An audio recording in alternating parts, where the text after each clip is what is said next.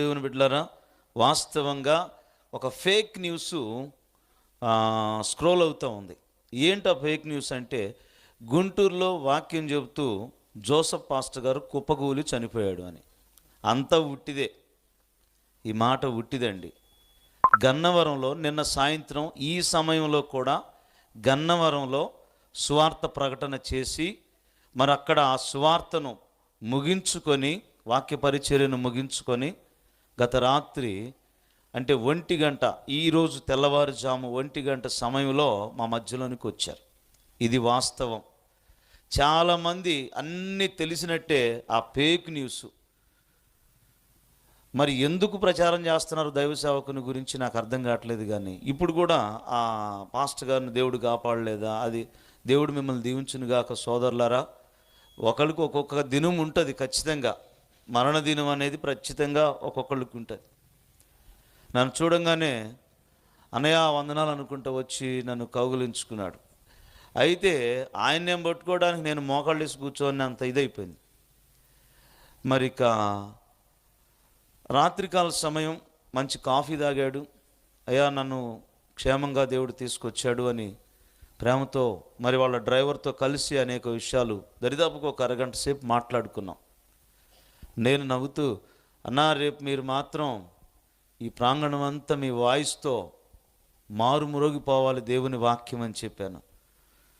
తప్పకుండా అయ్యా అని చాలా ప్రేమతో మాట్లాడి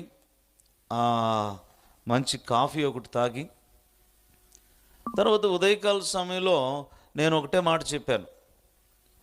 అయ్యా నువ్వు మధ్యలో లేకపోద్దు, మీటింగ్లో నేను అలసిపోయి ఉన్నా, నీకు 8 గంటలకు టిఫిన్ అందిస్తాను, ఈలోపు రెడీ అవ్వు అని చెప్పేసి ఒక మాట చెప్పి 7:15 గంటలకు మా చర్చి సంఘబిడ్డ మరి గోపిచంద్కు ఫోన్ చేసి, అయ్యా వాళ్ళు తినే టిఫిన్ ఇది అని చెప్పేసి ఆ టిఫిన్ తీసుకొని రమ్మని చెప్పాను. వెంటనే మనోడు రెస్పాండ్ అయ్యి ఆ టిఫిన్ తీసుకురావటానికి వెళుతూ ఉన్న సందర్భం అది. ఒక 5 నిమిషాల తర్వాత వాళ్ళ డ్రైవర్ దగ్గర నుంచి నాకు ఇన్ఫర్మేషన్ వచ్చింది. అన్న అయ్యగారు కొంచెం ఒకలాగా ఉన్నారు, ఆయన పడిపోయారు, ఇది పరిస్థితి అంటే వెంటనే మరి నేను, నాతో పాటు మా పెద్దబ్బాయి, అలాగే ఈ మాట తెలియగానే మా సంఘబిడ్డ ఆత్మీయ కుమారుడు అజిత్, అలాగే మా బిడ్డలు మరి సౌమిత్, ఇక శ్రీనివాసు, వీళ్ళందరూ కలిసి మరి ఇక వెంటనే అదే వాళ్ళ కారులోని తీసుకుని వెళ్ళాం.